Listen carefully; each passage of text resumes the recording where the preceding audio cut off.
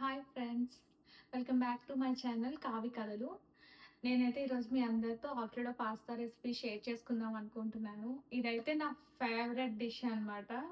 అసలు నేను మా ఊర్లో ఉండేటప్పుడు తెగ తినేదాన్ని. ఎప్పుడు ఆఫీస్కి లంచ్ బాక్స్ మా మమ్మీకి వండకు అని చెప్పి మరి ఆఫీస్కి వెళ్ళి ఆర్డర్ పెట్టుకుని మరీ తినేదాన్ని. ఆ తర్వాత నేను నేర్చుకున్నాను. అంటే మనకి ఏదైనా బాగా ఇష్టం అంటే మనకి అది కుక్ చేయడం వస్తే చాలా బాగుంటుంది కదా, మనకు నచ్చినప్పుడు వండుకొని తినొచ్చు. అందుకని నేర్చుకున్నాను. సో నేను ఈరోజు అది ఎలా చేయాలో మీ అందరికి కూడా షేర్ చేయబోతున్నాను అనమాట. సో ఫస్ట్ ఆఫ్ ఆల్ మనం ఏం చేసుకోవాలంటే ఒక పార్ట్లో వాటర్ తీసుకోవాలి. చూసారు కదా, నేను ఈ పార్ట్కి హాఫ్ వరకు వాటర్ తీసుకున్నాను. ఈ వాటర్ని మనం ఫుల్గా బాయిల్ చేసుకోవాలన్నమాట.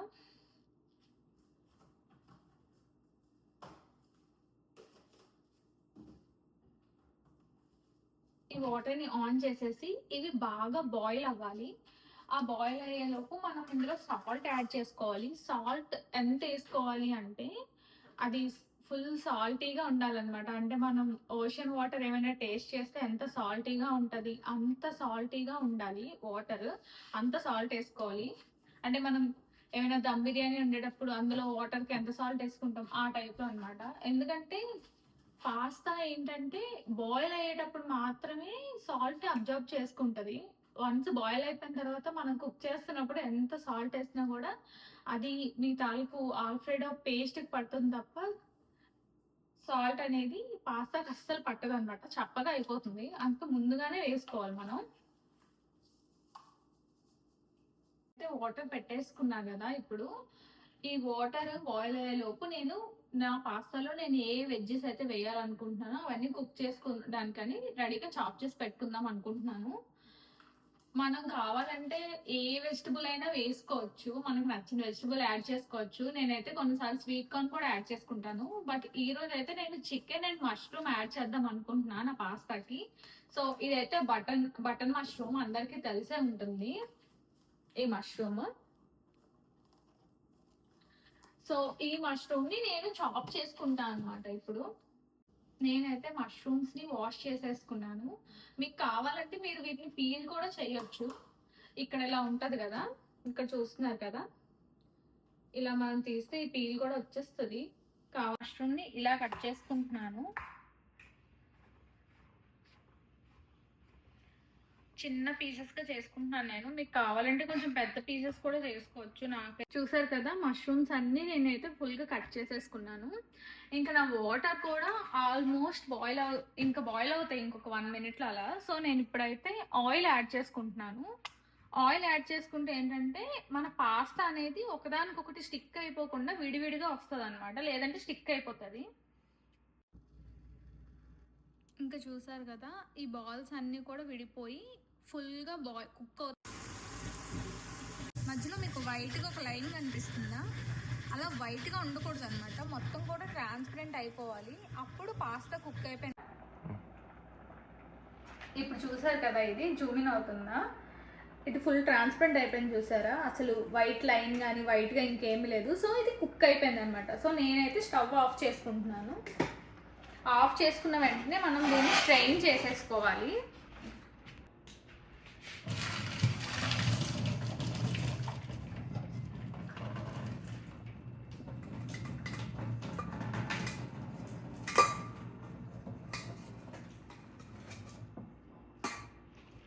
స్ట్రెయిన్ చేసుకున్నాక కొంచెం కూల్ వాటర్తో మనం కానీ దాన్ని కడుక్కున్నాం అనుకోండి, ఫ్రెష్గా ఉంటుంది. ఒకదానికొకటి స్టిక్ అవ్వదు అనమాట. మిగిలిన స్టార్చ్ కంటెంట్ కూడా పోతుంది.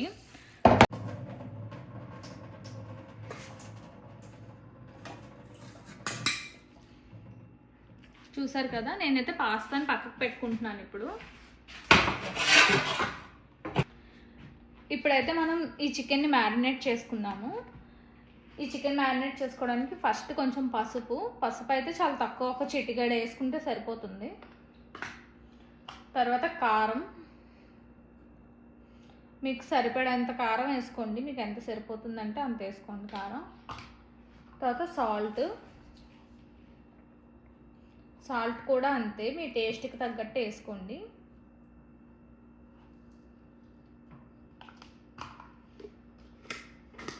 ఇది జీలకర్ర పౌడరు. ఇది కూడా ఒక చిన్న స్పూన్తో వేసుకుంటున్నాను నేను. ఇది మసాలా అనమాట. ఇది ఎవరెస్ట్ గరం మసాలా అనుకుంటా. ఇది ఒక స్పూన్ నిండుగా తీసేసుకోండి.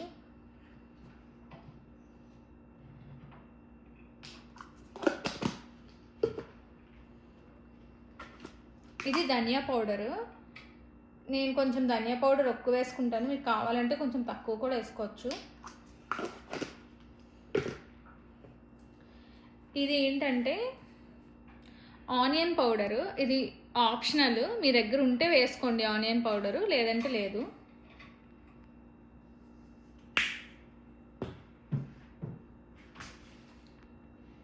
ఇది గార్లిక్ పౌడర్ అనమాట. ఇది కూడా అంతే ఆప్షనల్, మీ దగ్గర ఉంటే వేసుకోండి. కొంచెం టేస్ట్ ఎన్హాన్స్ చేయడం కోసం వేసుకుంటున్నాను నేను. ఇవేమీ లేకపోతే మీరు జింజర్ గార్లిక్ పేస్ట్ వేసుకున్నా ఓకే, బట్ నాకు ఎందుకు ఇది చేసేటప్పుడు జింజర్ గార్లిక్ పేస్ట్ వేస్తే ఇంకా అడుగంతా అంటేస్తూ ఉంటుంది అనిపిస్తుంది. అందుకే ఇలా చేసేటప్పుడు నేను ఎప్పుడు వేసుకోను.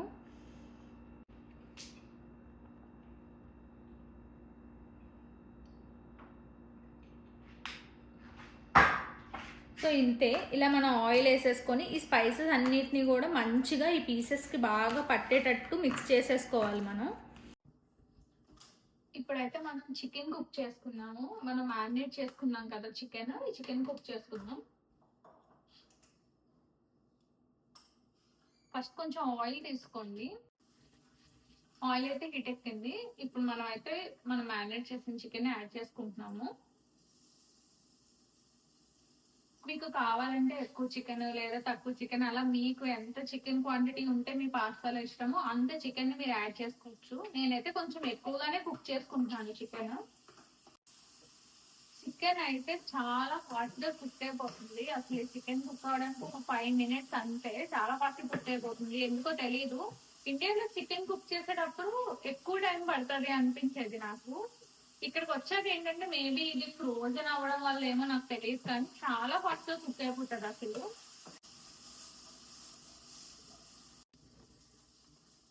మన చికెన్ అయితే కుక్ అయిపోయింది.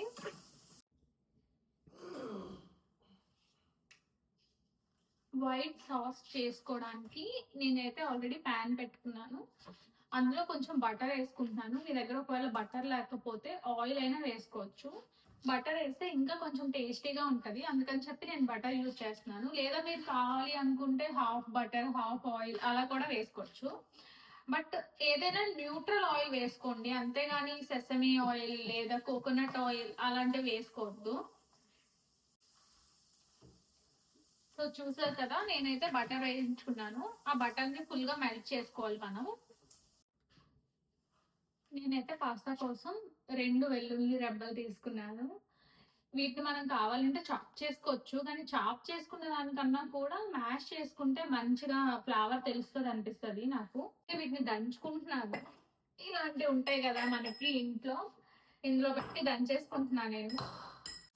ఆ బటర్ కొంచెం హీట్ అవుతుంది అనేటప్పుడు మనం ముందుగా కట్ చేసి పెట్టుకున్నాం కదా మష్రూమ్స్, ఆ మష్రూమ్స్ అన్ని యాడ్ చేసుకున్నాము.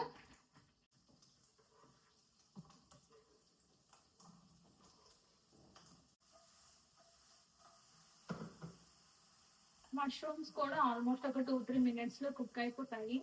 ఇందులో ఉన్న వాటర్ కంటెంట్ అంతా తీసేయాలన్నమాట. మనం వాటర్ కంటెంట్ అంతా పోయే వరకు మనం ఇప్పుడు వేయించుకోవాలి వీటిని. ఇది వేయించుకున్నాక ఏంటంటే వైట్ క్రీమ్ పాస్తా చేసుకోవడానికి 2 types ఉంటాయి. ఒకటి ఏంటంటే మనం నార్మల్ మిల్క్ ఉంటది కదా, ఆ నార్మల్ మిల్క్ యూజ్ చేసుకొని చేయొచ్చు. లేదా 35% క్రీమ్ ఉంటది కదా, విప్పింగ్ క్రీమ్ అని కూడా అంటారు దాన్ని. నాన్ డైరీ విప్పింగ్ క్రీమ్ కాదు, డైరీ విప్పింగ్ క్రీమ్. సో అదైనా యూజ్ చేసి చేసుకోవచ్చు అనమాట. నార్మల్ మిల్క్ యూజ్ చేసి చేయాలి అనుకుంటే మీరు కొంచెం, ఇందాక నేను బటర్ తీసుకున్నాను కదా, అలానే బటర్ తీసుకొని ఆ బటర్ లో కొంచెం ఆల్ పర్పస్ ఫ్లోర్, కొంచెం మైదా పిండి అనమాట, మైదా పిండి వేసి మంచిగా ఆ మైదా పిండి పచ్చివాసన పోయే వరకు దాన్ని వేయించాలి. వేయించి అప్పుడు నార్మల్ మన దగ్గర మిల్క్ ఉంటుంది కదా, ఆ మిల్క్ అందులో యాడ్ చేసుకున్నారనుకోండి, అది ఒక 5-10 minutes మీరు బాయిల్ చేస్తే అది వైట్ క్రీమ్ పాస్తా చేయడానికి ఆ సాస్ అనేది రెడీ అవుతుంది అనమాట. అలా కాకుండా ఇంకా మంచిగా టేస్టీగా రావాలి, ఇంకా ఈజీగా అవ్వాలి అనుకుంటే సో ఈ 35% మిల్క్ యూజ్ చేస్తున్నాను నేనైతే ఈరోజు. సో ఇప్పుడు నేను ఏంటంటే మైదా పిండి కానీ కార్న్ ఫ్లోర్ కానీ ఇలాంటివి ఏమీ వేయాల్సిన అవసరం లేదు. డైరెక్ట్గా ఇది ఒక్కటి యాడ్ చేసుకుంటే చాలు. ఇప్పుడైతే మన మష్రూమ్ ఆల్మోస్ట్ వేగిపోయింది. ఇప్పుడు మనం ఇందాక చెప్పాను కదా నేను క్రీమ్ అని, ఈ క్రీమ్ ని యాడ్ చేసుకుంటాం అనమాట.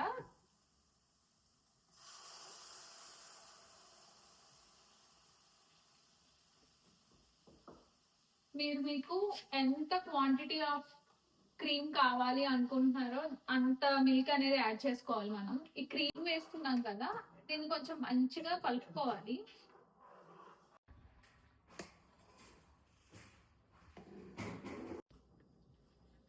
మిల్క్ అయితే థిక్ అవ్వడం కొంచెం స్టార్ట్ అయింది.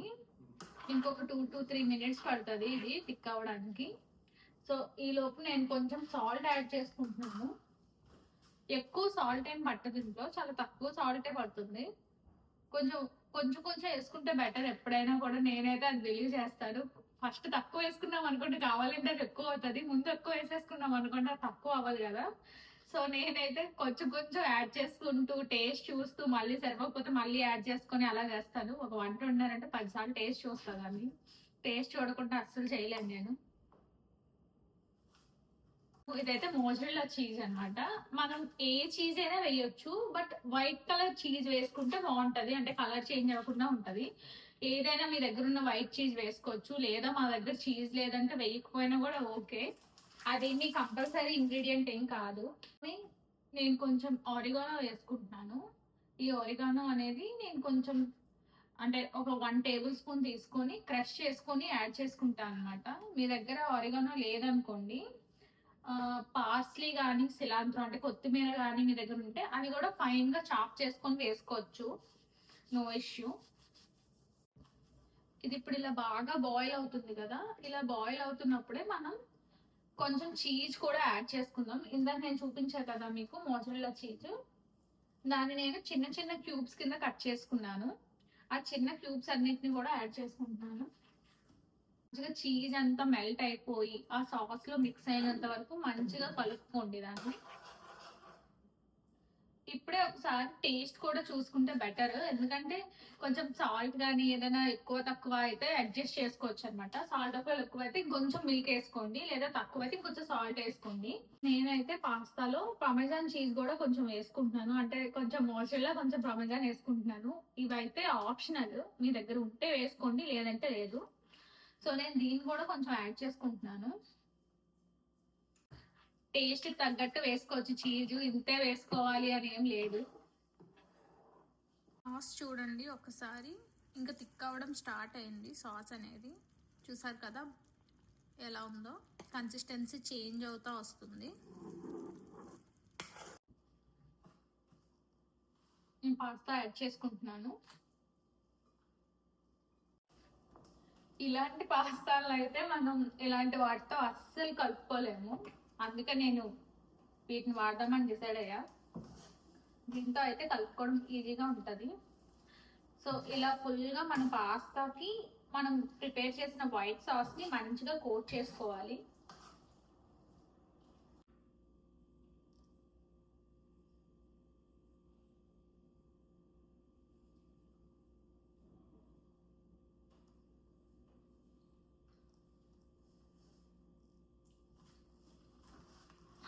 పాస్తా అయితే అదిరిపోయింది, చాలా బాగా వచ్చింది. నేను ఎప్పుడు చేసేదానికన్నా ఈరోజు ఇంకా బాగా వచ్చింది.